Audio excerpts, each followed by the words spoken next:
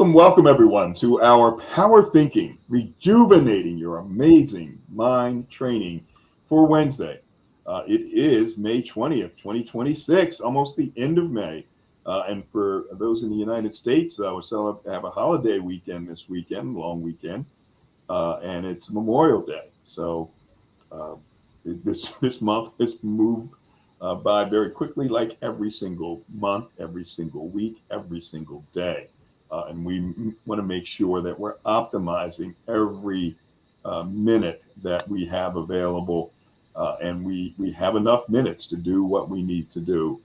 And I'm proud and always excited that you chose during this period of time to be with us to build these essential skills of resilience and during these tough times because I don't think there's a time where you would leave out that it's tough times. There's always something challenging going on.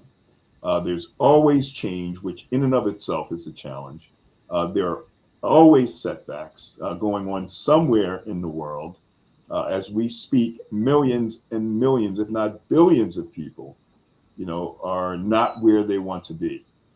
And so we're giving you the skills to put you in a better position to not necessarily avoid setbacks. There may be some that you can avoid, but so that you can bounce back faster when you are hit with those setbacks. You are under control. You're in control of your emotions, your impulses.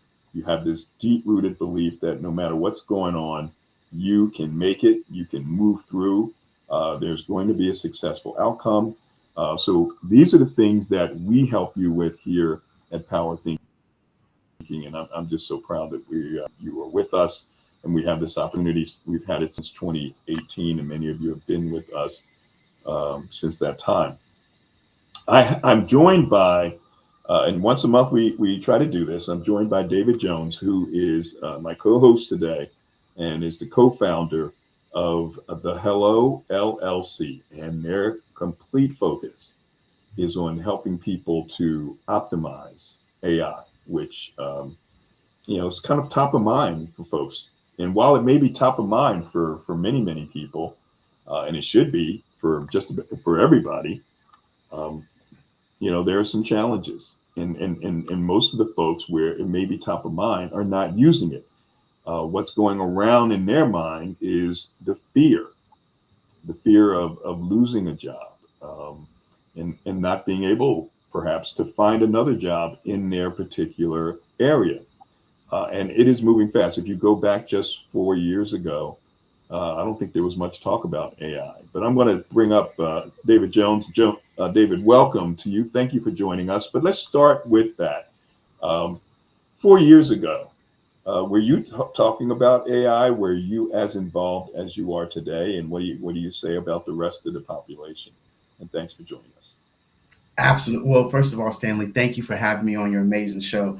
This is amazing. You guys all make sure you go download the Power Thinking app first and foremost. And this is a place where we come and have these conversations and talk about these things, not just with AI, but just the overall mentality behind making this shift and making this pivot, which is really what this is. And when you ask the question, was I talking about AI? Yes. I have literally been shouting this from the rooftop that AI, that automation, that the workforce is going to change, and people have to be aware of the shift that's happening and how it's going to position us all and help us all move forward.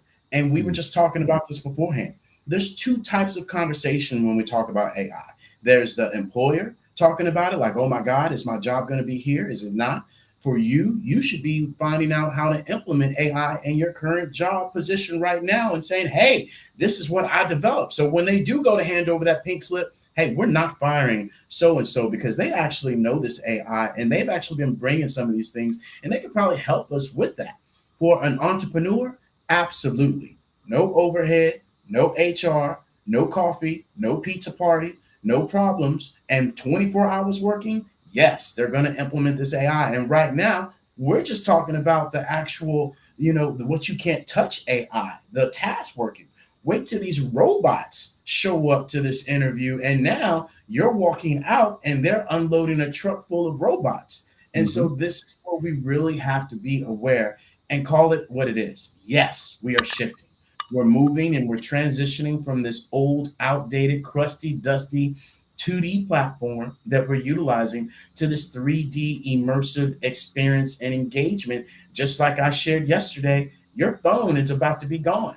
I shared with you guys when Metaverse came out, this is going to be your new glasses. And lo and behold, Apple is about to release, so called, some new actual glasses that you're going to wear, and everything is going to be visual. Your keyboard, throw that away. It's gone as well. You all are going to be able to create and think and do things that no longer is the excuse going to be, oh, I'm not good with computers anymore. You can't use Right. that excuse.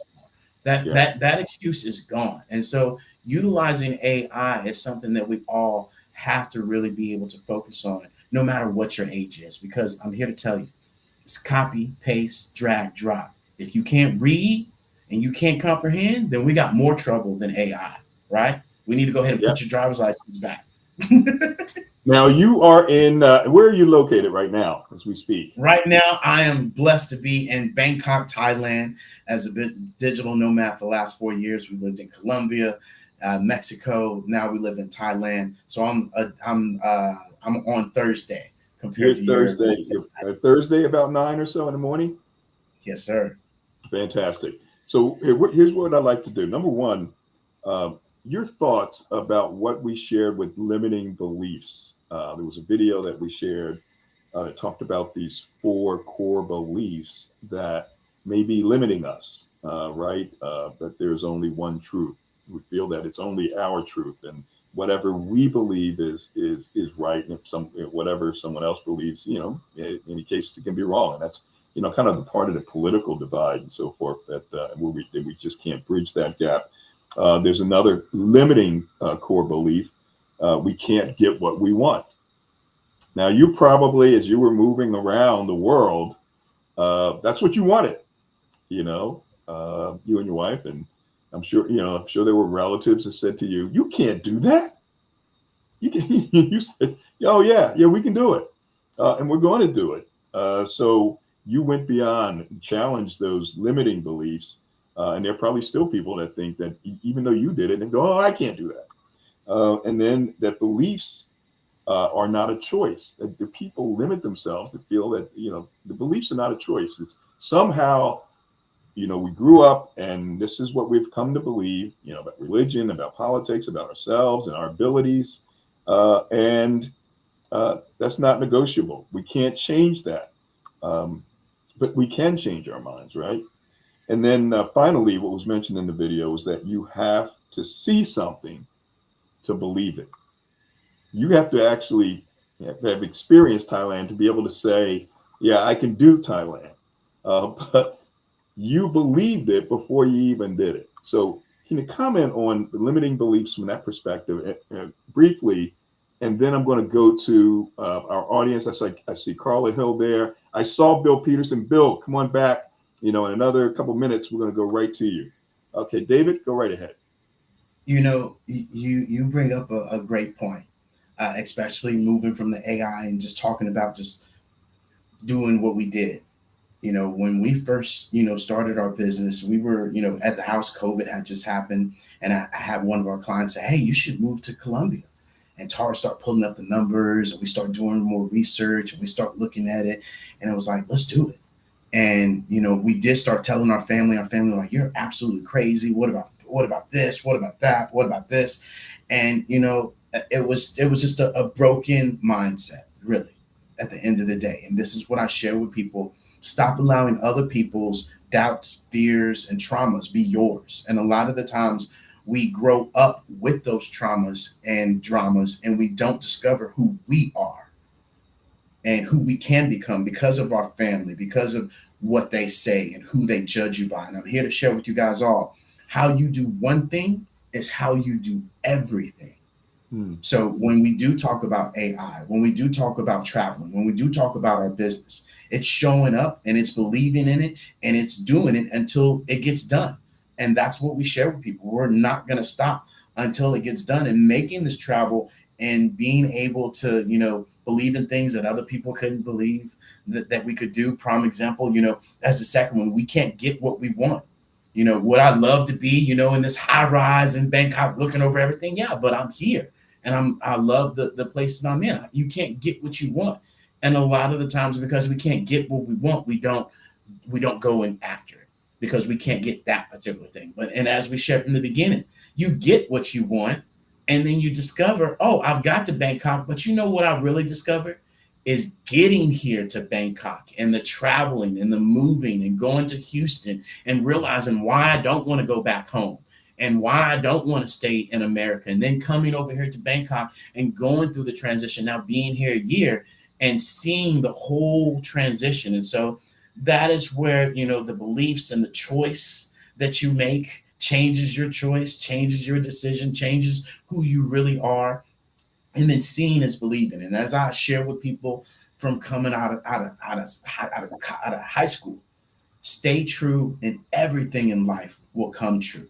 And I've always been a visionary. I've always been that person to reach for the stars and believe in people and say you can do it and it's already done. And here it is. I'm doing exactly what I said I would do, was continue to move up the mountain. And I encourage you guys all to stop believing in those limited beliefs and that self-conscious mindset that we self-sabotage ourselves and what we do and how we do it, and just do it, right? There's no right or wrong. Your right could be my wrong could be your right, but you took action. And I think a lot of the times we don't take action because of our limited beliefs. Great. Let's go to our lines here. Hit that *6, folks. What do you think about limiting beliefs? Are there limiting beliefs that you have and you are aware of?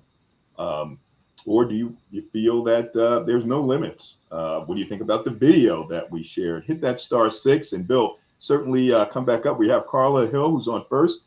Carla, thank you for joining us. Mention where you're joining us from and your thoughts about limiting beliefs. Welcome. Yes, hello. Stanley, calling from Philadelphia, Pennsylvania. The video, it allowed me to really think. I do have limiting beliefs. I think overall I'm an optimist, but I like the way it broke it down.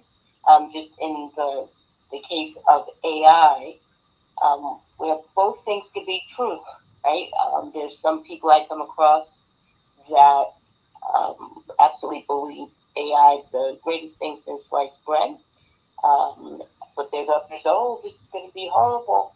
It's just like anything. It's a tool, right? It's a tool for the way I look at it. It's for organization, for structure. But I remember one of my screensavers.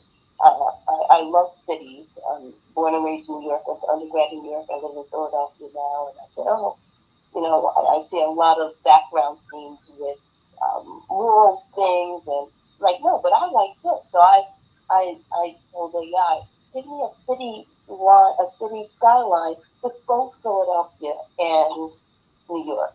Right? I go on with people because I speak to people from New York and Philadelphia. I'm like, what skyline do you see? My Philadelphia people say, oh, that's Philly. I'm like, are you sure? Like, oh, what's that doing?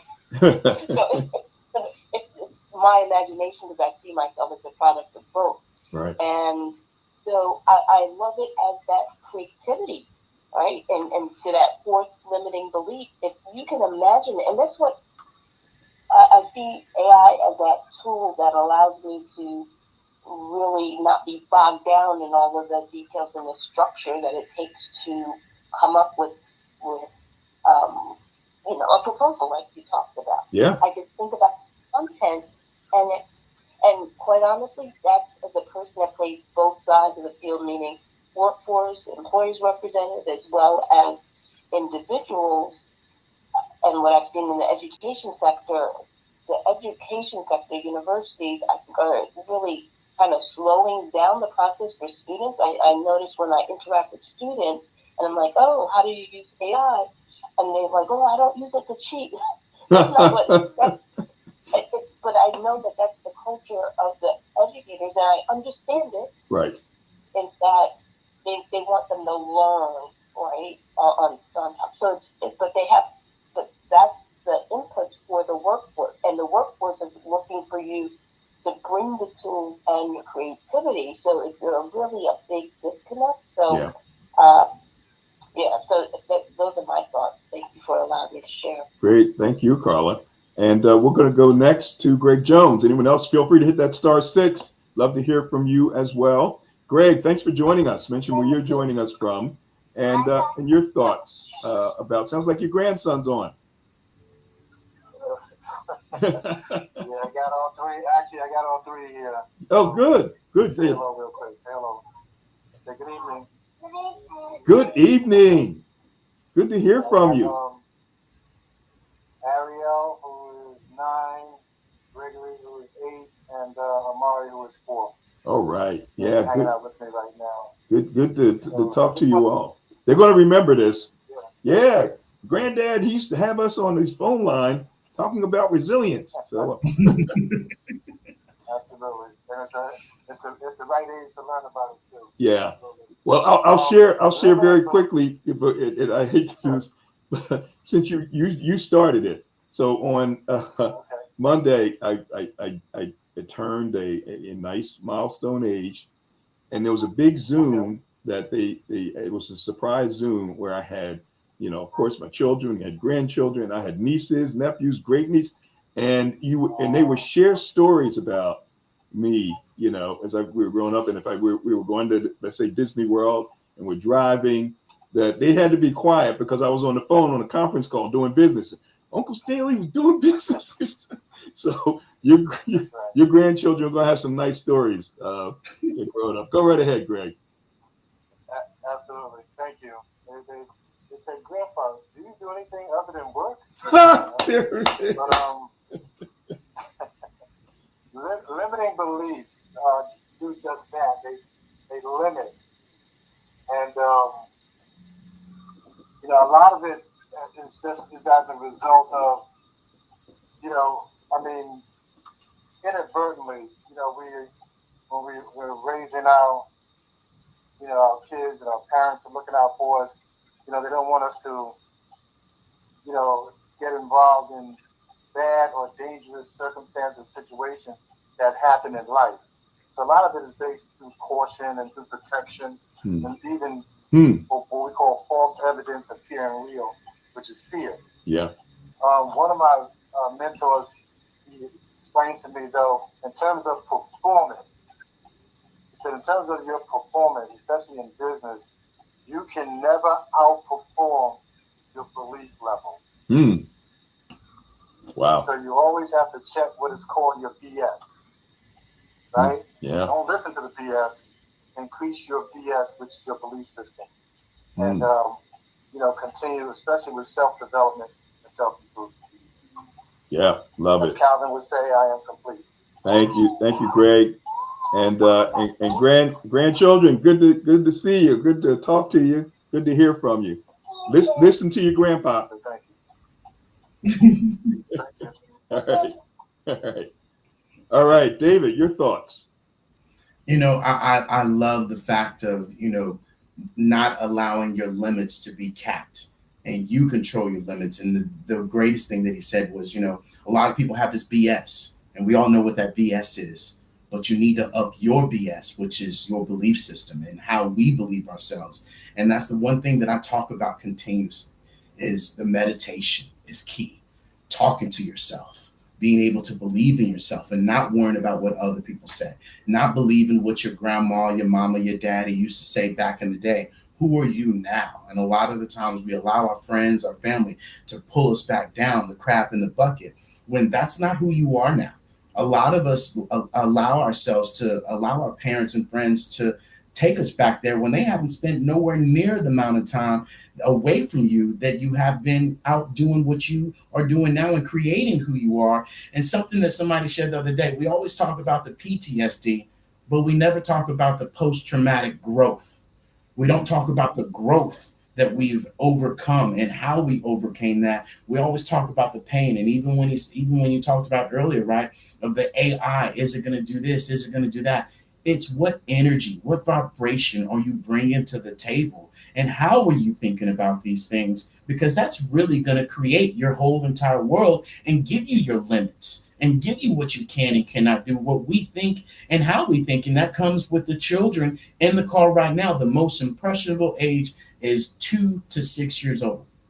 How are you talking to your kids? What are you doing for your kids? Are you arguing in front of your kids? Are you talking crazy in front of your kids? Because I can share with you, I'm not a parent, but I know when kids start talking crazy, this, that, and the other, I'm like, that ain't that kid. That kid is hearing that from that mama and daddy. That's where they're getting it from. And so this is where we have to be aware, as I said earlier, how we do one thing is how we do everything. And your kids are watching you more than ever. My father used to punish me reading books for watching TV. And I had to disprogram that completely and understand that reading wasn't a punishment. I actually like reading. I actually want to learn. And those are things that were taught. And no pun to my father, that's just what he was taught. And this is that continuing cycle that we as a generation, we as a society have to go back and retrain ourselves and see what is that ultimately doing. It might have worked for you, as we shared earlier, right? One truth, just because it's right for you doesn't mean I'm wrong. And both of us could be right and wrong at the same time. Let's reevaluate that, especially now that we have new tools and we have new ways of communicating more effectively with people, especially utilizing this ChatGPT and Claude for your children and seeing how you can help them out and be a better parent, because kids don't come with a playbook. I do know that. And so this is where we get to utilize this AI and take it to a whole new level, especially with our kids now. Exactly. Yeah. So a couple of things. Number one, I shared with you a little earlier how I used ChatGPT recently, and what's happening is that I see myself using it more and more, where my automatic thought would be and belief is, hey, I got to get this done, and I know it's going to take me, X amount of time, maybe 30 minutes and maybe an hour or more. So I got to put that time aside to get this done. Everyone, we have and it's on LinkedIn. You can click the link, make sure you register next Thursday, the 28th, 8 p.m. to 9 p.m. A mental health discussion featuring Senior Medical Director of Behavioral Health for Independence Blue Cross, one of the largest health insurers in the country. We have the president of the Delaware Valley Association of Black Psychologists, Dr. Pamela Kennebrew, and there'll be one other person that we should nail down tomorrow. We have over 450 people registered. Want to make sure you're registered for it as well. So of course I had to come up with, okay, this is generally, and I went into ChatGPT. This is generally, where I want to be when I want to talk about difference between, mental illness, mental health, and said, okay, plan this thing out for me. Within about 3 seconds, they had it all laid out. And when you read it, you go, wow, I couldn't have done better myself. And then they would ask you, do you want something else or whatever. So I didn't do anything else until a few days ago, where one of the executives at Independence Blue Cross said, okay, so we have to prepare the material for our senior director. So, give us all that we need. I said, okay, look, I'm going to have to, come up with just the schedule, what's going to happen every 5 minutes up until we end, what we're going to talk about, lay it all out. So I got to spend time doing that. And so that's an automatic off, because for years, that's what I would do. I'm going to moderate this. I need to come up with questions and submit those questions to them. So, okay, that's going to take time. Now, ChatGPT already had the layout of the entire session. So I went back to the layout and I said, okay, give me a run of show.